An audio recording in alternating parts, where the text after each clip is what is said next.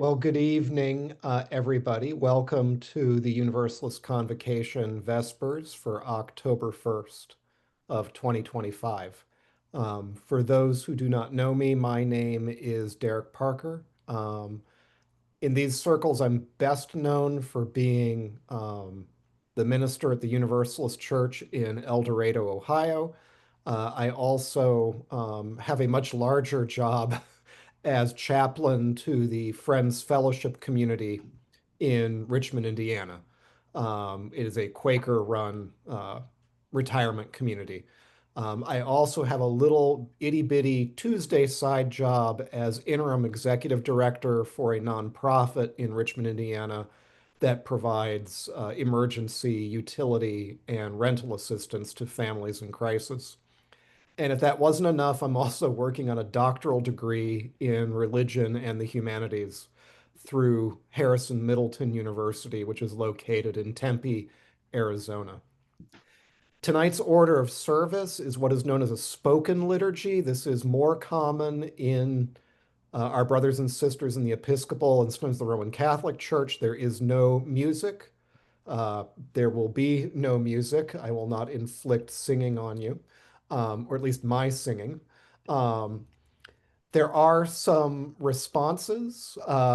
The voice of the people tonight will be Richard Trudeau, but you are welcome to speak the bold portions for the people. I just ask that everyone be muted except for me and for Richard Trudeau. And at other portions of the service, we'll invite you to unmute for participatory elements. Um, that being the case, I will also open up the floor to announcements. There may be announcements from the convocation organization. Um, I don't know what those would be, but I'll let you make them now.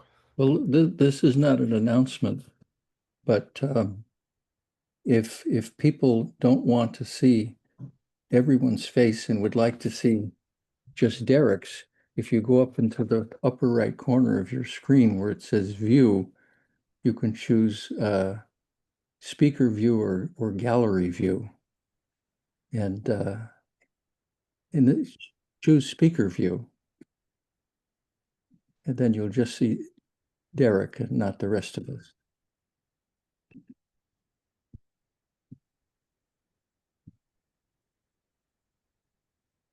Other announcements.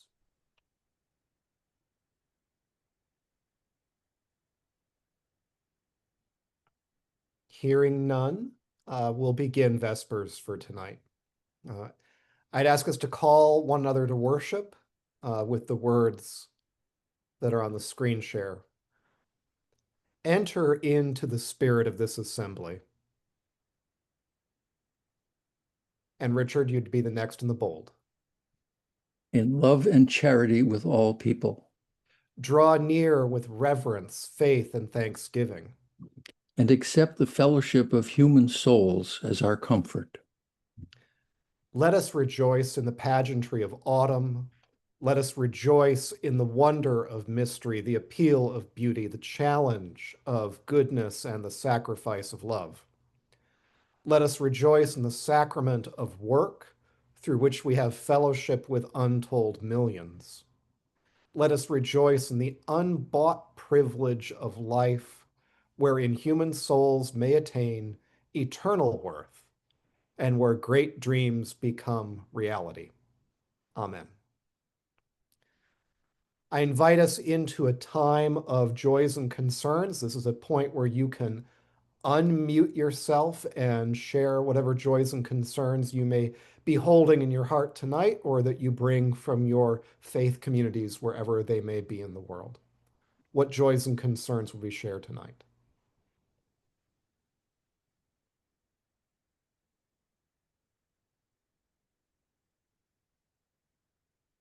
People who want to share need, of course, to unmute themselves first. Yes, this is a point when you can unmute yourself.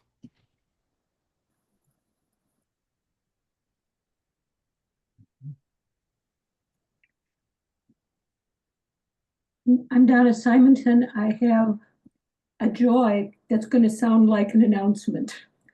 as in, I communicated today with David Gatton, who is the pastor at Universalist National Memorial Church.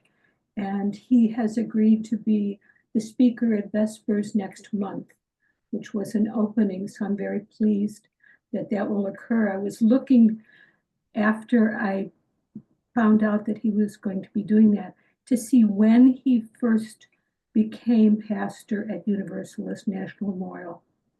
And it was 2006. It occurred to me that it might be around 20 years that I've known him. And he has been a present joy in my life for the last 20 years. And I'm looking forward to sharing time with you all next month. I'd like to do a joy. And Derek, could you stop sharing during this session, please?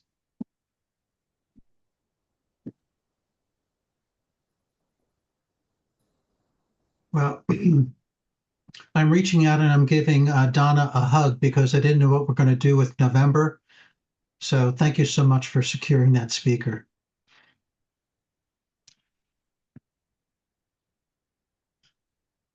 I would just like to say that we need to keep in our thoughts and prayers everyone who may be affected by this government shutdown that we're dealing with. And also just here locally in North Carolina, at least they're going to temporarily suspend Medicaid as well. Oh my gosh. Yeah. So a lot of people are going to be affected by this, and we need to keep them in our thoughts and prayers.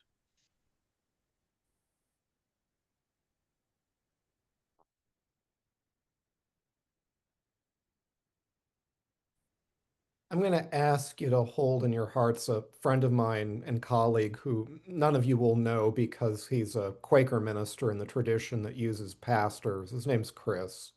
Um, Chris and I graduated together from the Earlham School of Religion, but over the weekend, his daughter, who was in graduate school for a music degree, killed herself. And the funeral will be on Friday. And it's one of those unimaginable losses that no parent should have to go through. And I've been thinking about Chris and his wife Penny all week. Well, Derek, I offer something. I'm very sorry for that sorrow that family experiences, but for about 5 years, a wife of one of my fellow Marines with whom I served in Vietnam, and my unit was tiny. There were only 12 of us. And she has spent all these years tracking down every one of us that have scattered more than a half a century ago. And she finally found our last comrade, who unfortunately died just a few months after getting out of the service in a traffic accident. So as we all lived a very long life, he unfortunately had his curtailed very shortly after coming out of a most dangerous situation in a traffic accident. Fate is just difficult to predict, but I'm sorry for your friend's loss too. Catherine Palmquist. I'd like to share my concern also for the government shutdown and the many people who are affected by that. Actually, it's all of us. I think it's not just the people who may lose their jobs.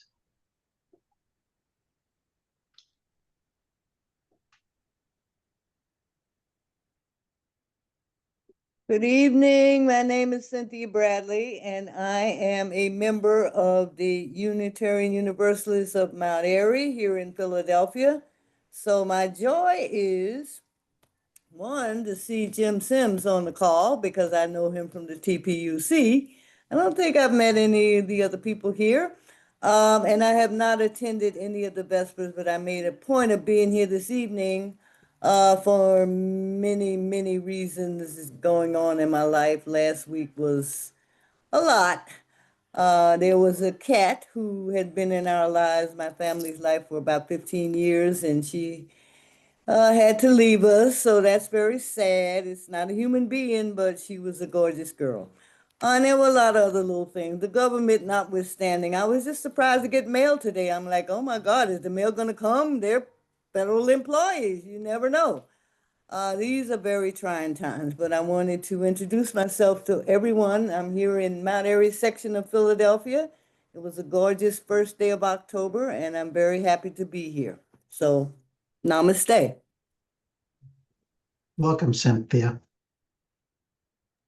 Thank you.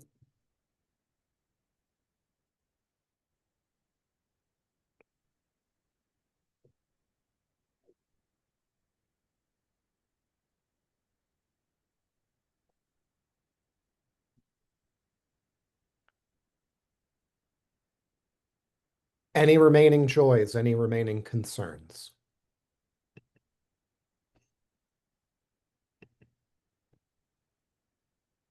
All joys, all concerns, these things are the human family praying. The least and the greatest, and people of all faiths and of none, lifting one another up in the temple of the human heart. And we would join our voices with people around the world, to the end that all souls might grow into better harmony with one another and with that which is divine. Now, if you'll give me a moment, I will try to resume the screen share. Let's see. I think it's working. Yes. Excellent. Excellent. Our first reading tonight comes from the Mahabharata, Shanti Parva 177. Oh, my wealth-coveting and foolish soul, when will you succeed in emancipating yourself from the desires of wealth? Shame on my foolishness, I have been your toy. It is thus that one becomes a slave of others. No one born on earth did ever attain to the end of desire. Without a doubt, O desire, your heart is as hard as adamant, since, though affected by 100 distresses, you do not break to pieces. I know you, O desire, and all those things that are dear to you. But the desire for wealth can never bring happiness. Let us take a moment of silence.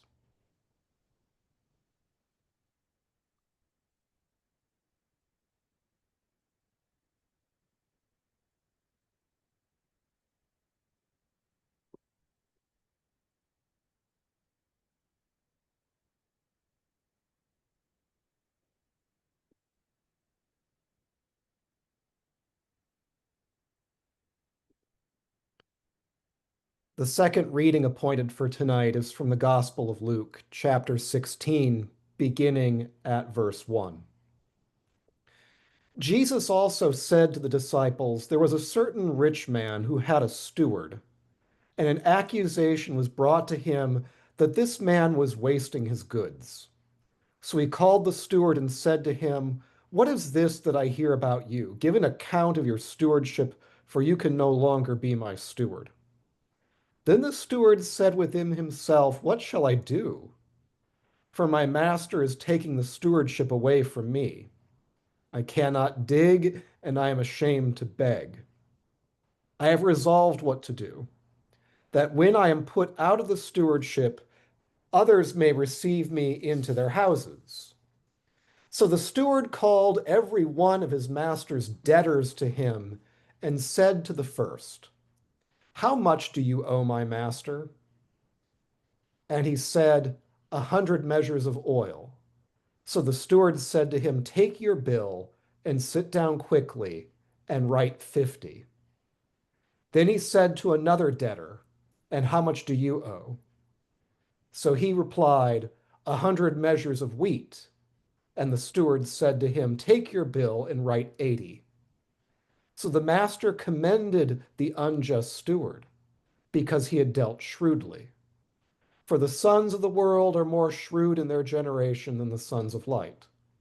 And I say to you, make friends for yourselves by unrighteous mammon, that when you fail, they may receive you into everlasting home.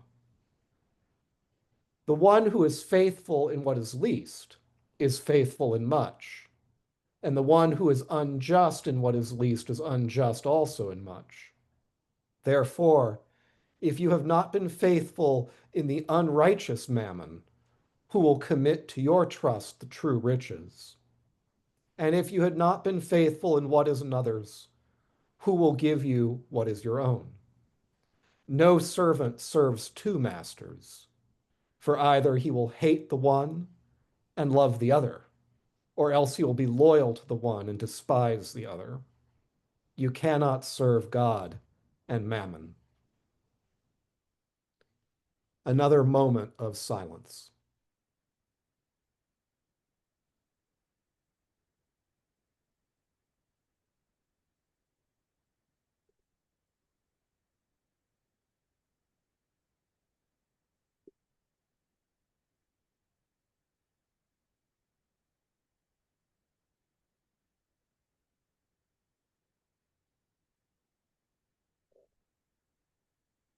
This is my message for tonight.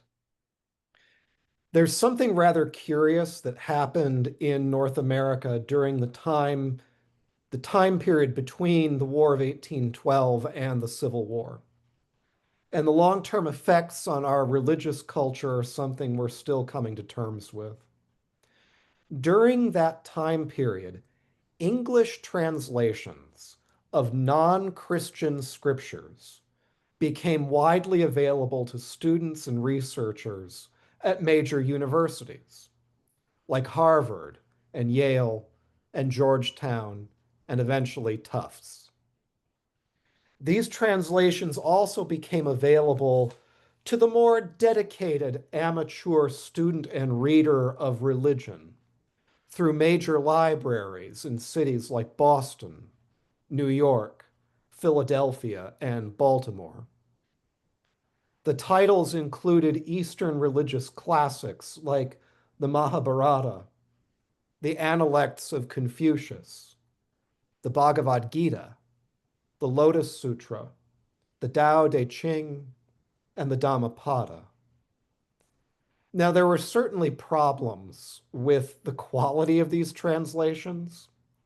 Our command in North America of classical Mandarin Chinese, of Sanskrit, of Pali, and so on is far better today than it was in, say, 1843.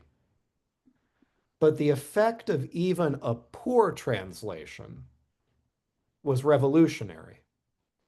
People read these spiritual works and began to ask big questions.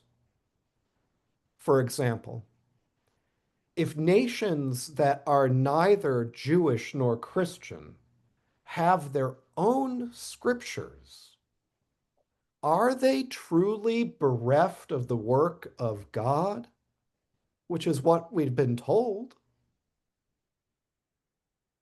Or if I read these works, the Mahabharata or the Lotus Sutra or the Tao Te Ching, and I feel inspired, what does that mean? And what if I find both the Bible and one or more of these works inspiring? And can I put them in dialogue with one another?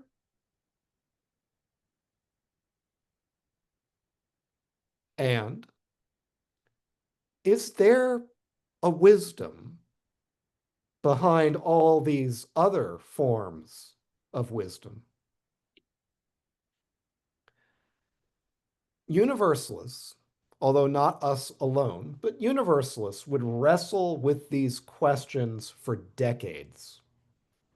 And I would say that it was largely, eventually, with preachers like the Reverend Augusta Chapin or theologians like Clarence Russell Skinner that we began to get a firmer grip on the weight and the significance of there being multiple sacred texts that come from different places in the world, but which are now all available to us as a human family at the same time. Derek, Derek, I don't Yes. want to interrupt you, but could you stop sharing your screen so we can see you? Oh, I thought you could see me. I I'm not particularly adept at this thing. Um, where was I?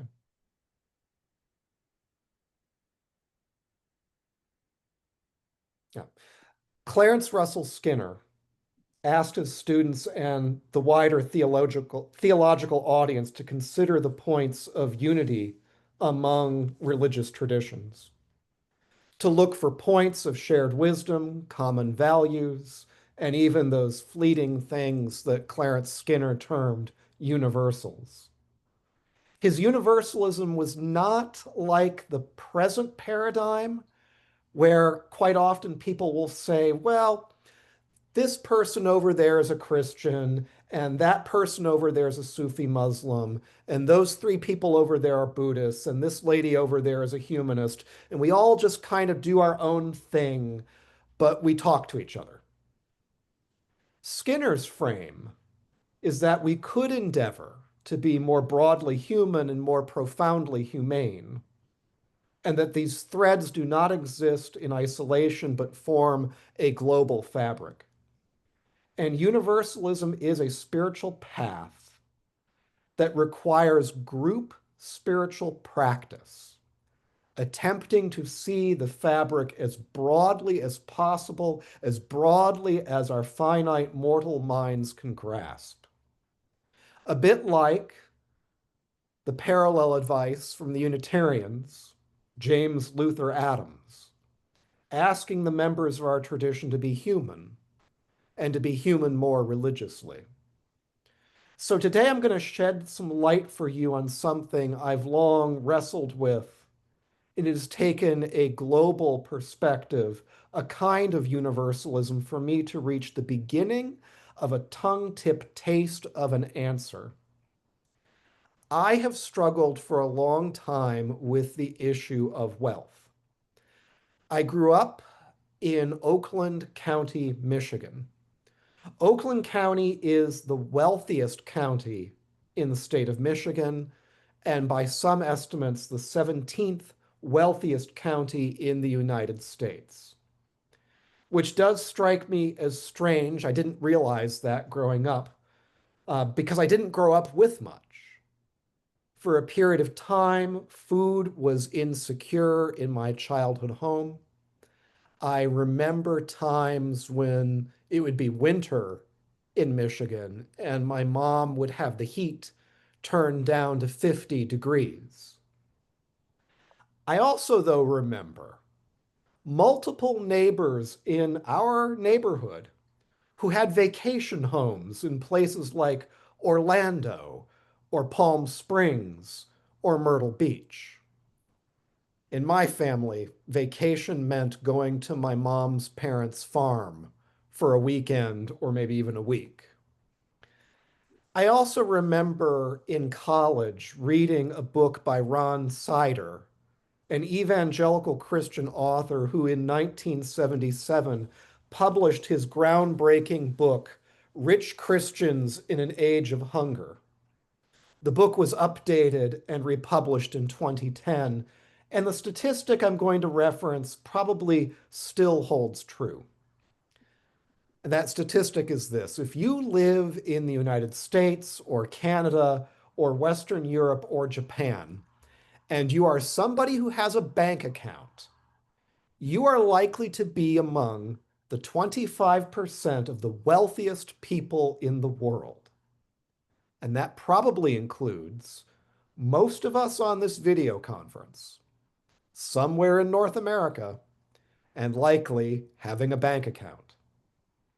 And so I can guarantee, at least in my case, I am somebody else's more wealthy person. So what is wealth for?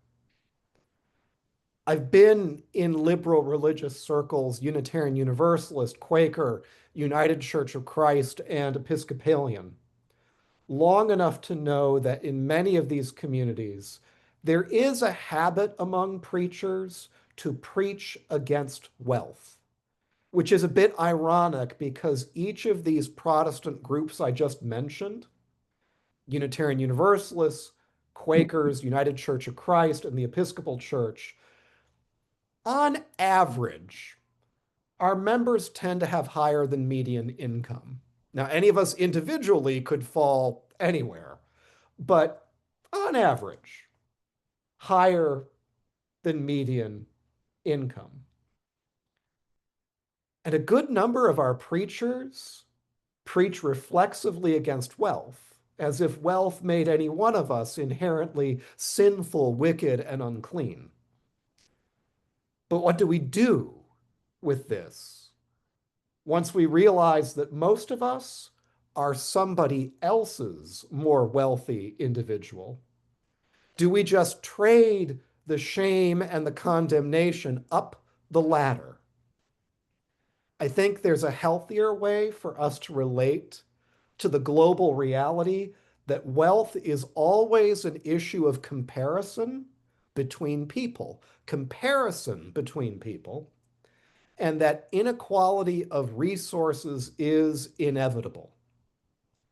The Mahabharata and the Gospel of Luke shed light for us to walk by, even if it is light that comes from different angles and illuminates things differently.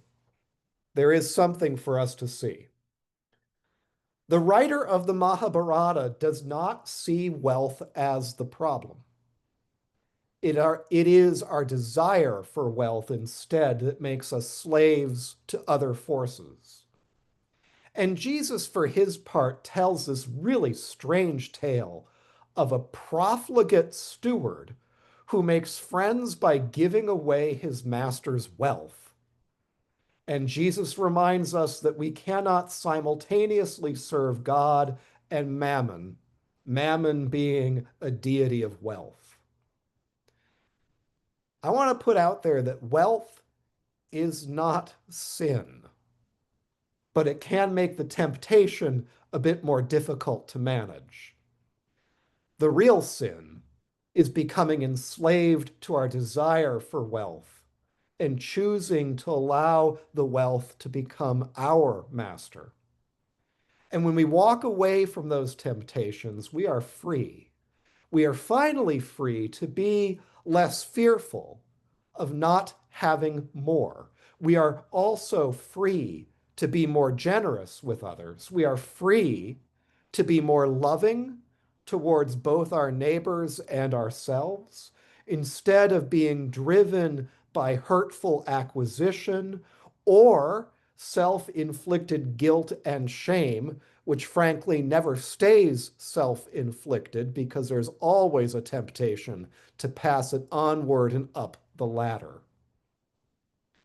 We are asked by the universe to be nothing more, nothing other, nothing less than human, and to be human more religiously. Oh, my wealth-coveting and foolish soul. When will you succeed in emancipating yourself from the desires of wealth? Shame on my foolishness. I have been your toy.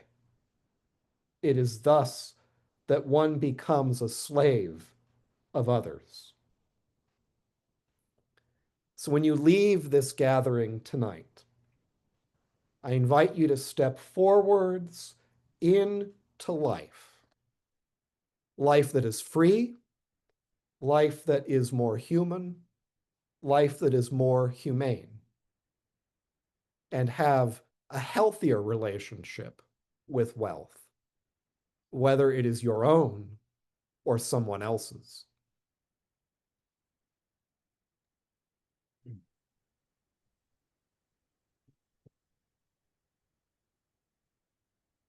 This is the point in convocation when we open things to dialogue. So you can be free to unmute.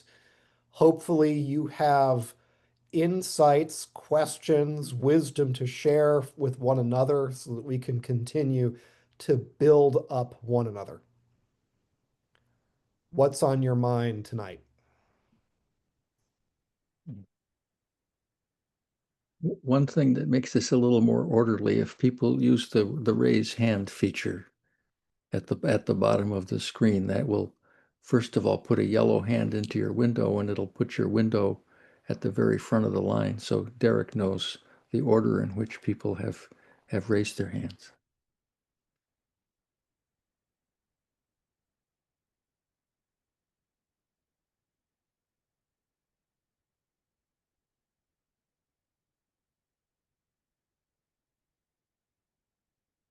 Two hands are up, Derek. Oh, and you muted yourself, Derek. I don't see any hands. I'm Oh, sorry. look in the windows.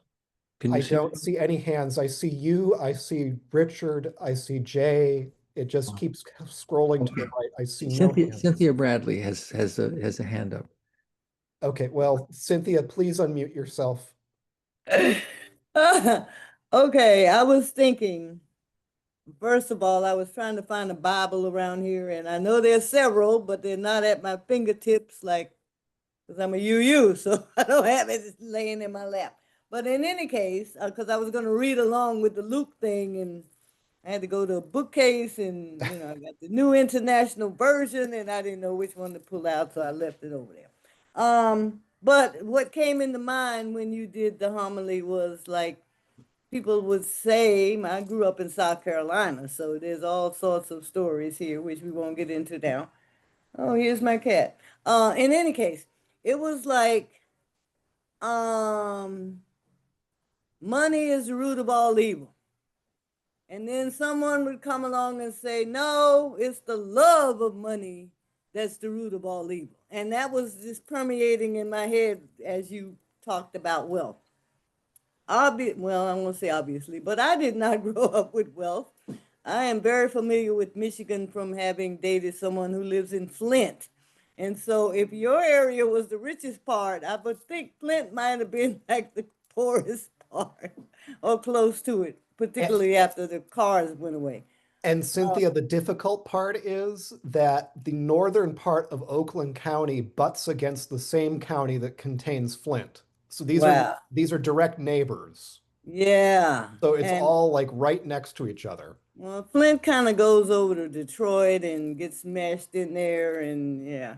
But in any case, Genesee County, is that it? Genesee, I believe. Genesee. Genesee, Yeah. like the beer. Uh, okay, now I know. Yeah, so that was in my head the whole time. It's the love of it. It's the things that you do to get money, the bills you may do, the lying, the cheating, the wanting, the desire. And the Buddhist is like, get rid of desire and you'll be happy. So yeah, the love of money, that was in my head. In any case, I did not grow up with any wealth. I didn't realize how poor I was until later in my life, because I was really a happy kid. I climbed trees and, did all kinds of great stuff and grew up in South Carolina. And then when I got older, I realized, we were really poor, but I didn't know we were poor. So yeah, I really can uh, have relation to what you just read. Thank you. What are you doing? You can't be there. Mhm. Now I see hands. Okay. It just took a while. Helen, you can unmute. Yeah, there we go. So I want to say I grew up in Michigan too, in Saginaw, but that's not where I'm going. I think many of us here have more than enough wealth to cover our basic needs and a lot of our wants, and we have other money that we can do whatever we want with. And I'm facing kind of a moral dilemma now. I'm starting to get requests for Feed the Hungry for Thanksgiving.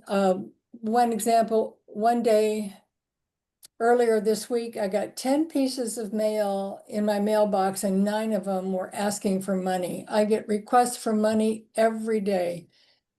So how do you keep from feeling guilty for not giving these charities money? When you could afford it, but if you gave it to everybody, then you couldn't afford it anymore. The need exceeds your resources. Yes. And so this is a dilemma that anyone who engages in philanthropy or charity eventually has to face because the need will always exceed.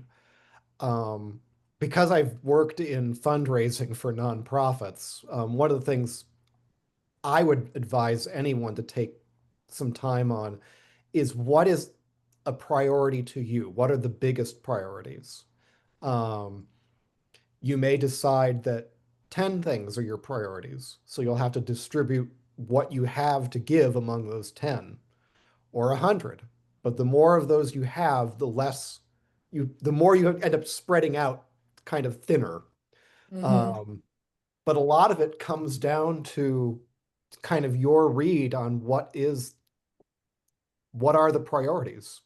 Um, do you want to give to a lot of different things, but give a small amount to a lot of different things? Do you feel a need to give to a couple of things, but give a larger amount?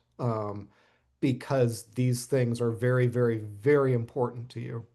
Um, it's it does require some soul searching. And unfortunately, some of the people who solicit donations are really good at tugging on those heartstrings so that you feel just a little bit sad and guilty. Um, you know, I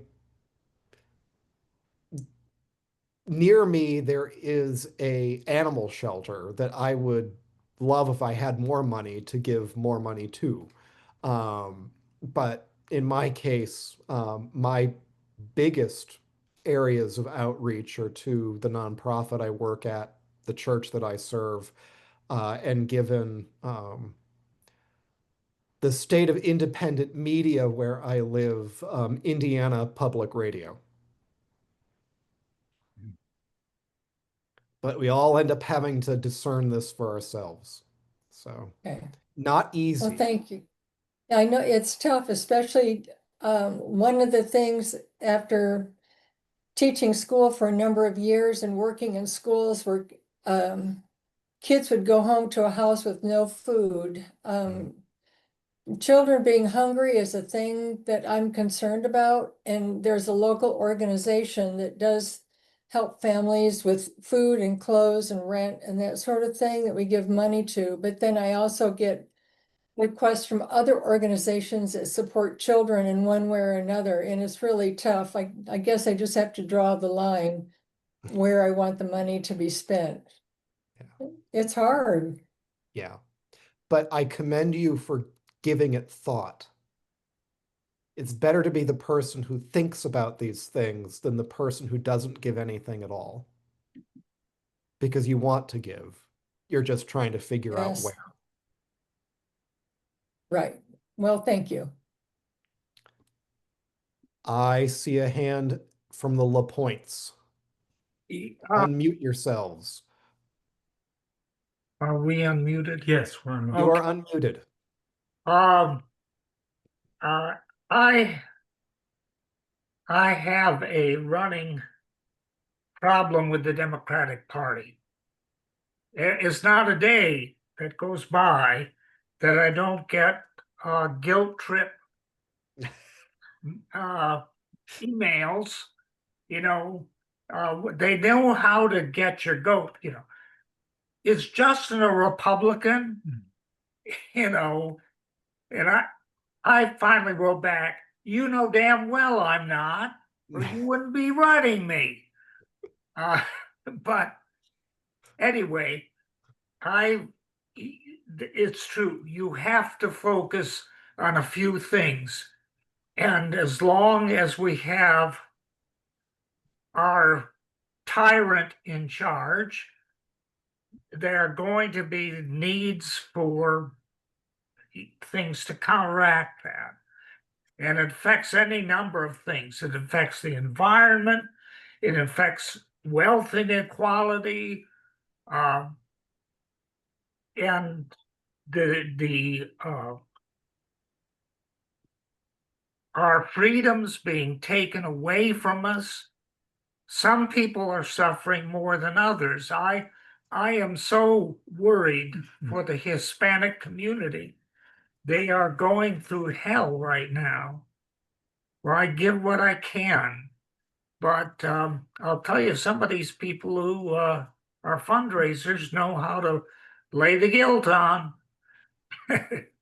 Justin, I appreciate what you've said. I will admit that I frequently get text messages from Barack Obama and asking me for too. money, and I'm surprised the man has that much time to text me. I didn't realize we were good friends. Um, yeah. After a while, the text messages get quite old. Um, so Yes, yes, Well, Derek, I really enjoyed this. I got a lot out of it. And thank you, John. well, the thing is, we're talking about vacations. A lot of our vacations also consisted of going to my mom's parents' farm when I was a kid. yes, many, many times. Those are great vacations. Yeah, they were good vacations. But you mentioned the idea that the love of money being the root of all evil. Ayn Rand, of course, had the opposite opinion that Yeah, that all virtue flowed from the love of money, because if you loved money, you wouldn't do anything immoral to obtain it. At least that was her. that's philosophy. ridiculous. It's a ridiculous philosophy, but that's what she Obviously never met Donald Trump. no, no. But um, yeah, it did you write uh the responsive readings and the prayer yourself? So I'm trying to remember because I reused this from the previous Vespers. Some of this was loosely modeled after one of the liturgies in the old red hymnal, Hymns of the Spirit. Um, but I did have to kind of probably wheedle around at it to help some of the language or borrow something poetic from another source. Um, I was looking for a way for us to have something involving an order of service, but I just did not want to sing for you or have you sing as well. It's Zoom productions that involve music require a level of production value that I'm just not able to bring to the table. So, You mentioned, oh, I was just to say, you mentioned public radio. I heard that public television is no more. So, well, I can tell you that the local PBS station here out of Muncie, it exists. It hasn't gone away. But in different states, it is a difficult thing. Here in Indiana, the state of Indiana also removed all of its contributions towards the broadcast towers. So I think if Indiana public radio was not based out of Ball State University and their School of Communications and broadcast media, I'm not sure that it would still exist. Um, but I choose to support independent news media where I can. There may be other forms of independent media that you would like to support.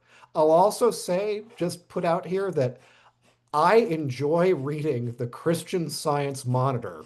It still comes out once a week in news magazine format. It is a very nuanced and dispassionate look at contemporary global issues. And whatever you might think about the Christian Science Church, the newspaper, well, now magazine connected to them, does an amazing job of staying out of inflammatory yellow journalism. Um,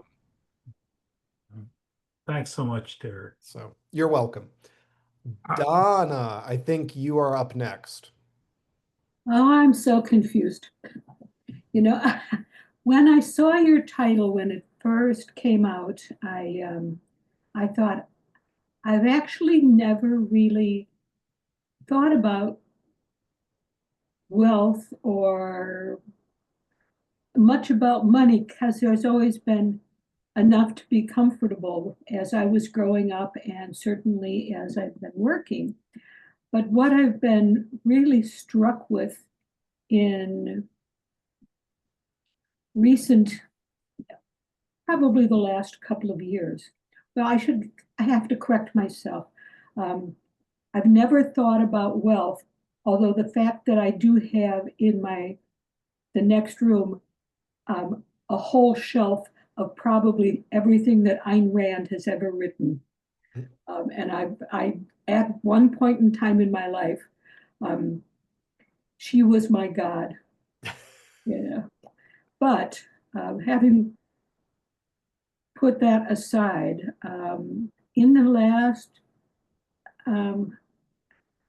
between Ukraine and the Middle East, and the amount of wealth and destruction, I keep hearing the word wealth coming up in terms of what it's going to cost to replace all of these things that have been destroyed. And I think I can hardly watch TV without thinking of not just the deaths of people, but the destroyed lives and livelihoods and families. If there was some wish that I would have for wealth right now, it wouldn't be just to stop what's going on, but to help all of those people rebuild their lives. I think you've brought up something like incredibly important to be mindful of, because destruction is easy and quick. Creation of community fabric, families, community resources, those things take a long time. And that's why it's so painful when those things are destroyed. And I think human civilization in front of us, going forward in time, we've got a lot of difficult, long work to do, because there's a lot of families, community institutions, community fabric, livelihoods that you've mentioned, um, that have been destroyed, and they will not be recreated um, nearly as fast as the destruction. Yeah. Lastly, I'll just throw in that my biological family is fine. One of my theological families I'm very concerned about. Um, for when I lived in Washington for more than 25 years, I sang professionally with the choir at Temple Sinai. And in recent years, since I moved, I would always check in for the High Holy Day services. And tonight, being Yom Kippur, when I went to look at their website, the services that I used to be able to just go and zoom into are gone. And there's no comment about, you can see that there's a members and friends site that you could become a member of, but you can't just go to the site and watch a service. Every picture of every staff member is not on the website anymore. It's just like my family that provided me with such a wealth of knowledge and company has been destroyed.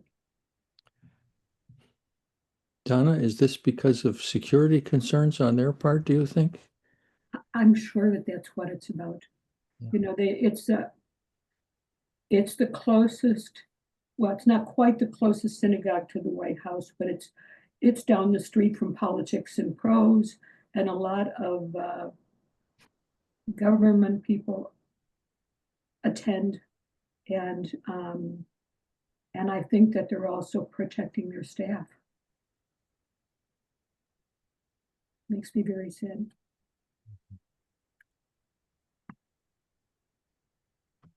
The church I'm involved with in Fall River, Massachusetts, we're small. We're just 20 old people, and Fall River's last synagogue is also small with just 20 old people, and their 100-year-old building needs so many repairs that they can't afford to stay there. And so they're going to become our tenants beginning November 1st. We're going to share the same little building. And it's been really eye-opening to realize that they have a security guard at every service, and that they were shocked that we didn't have an elaborate system of cameras and alarms and monitors and so on in the building. And they're going to install them in the building for their own sense of security. It really makes you sit up and take notice.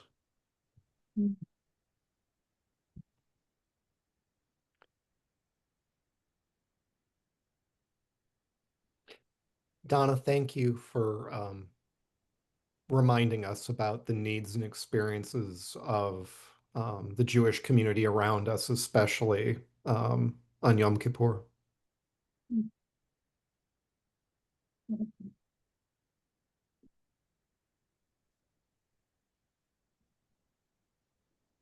There's got to be some happy things to do with wealth too, huh?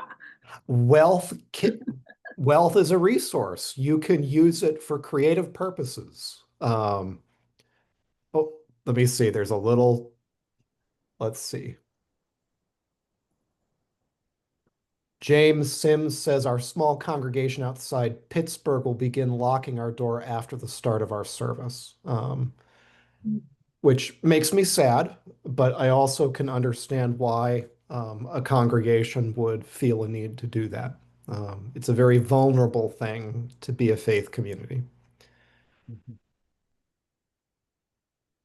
I have the sense that maybe all the spoken ministry we're going to share has been shared at this point. Um, if that is the case, I will offer some closing words for the evening before we go our different ways. As we go our different ways into all the different parts of the world that we come from, it is my hope that the things we do may be good and peaceful and holy, a true reflection of the light of truth and the warmth of love that dwells inside each and every human soul. So may it be for each of you and for the whole world. Amen. As far as I know, this concludes Convocation Vespers. I hope the rest of your month is a blessing. Thank you, Derek. Thank you all. Good night.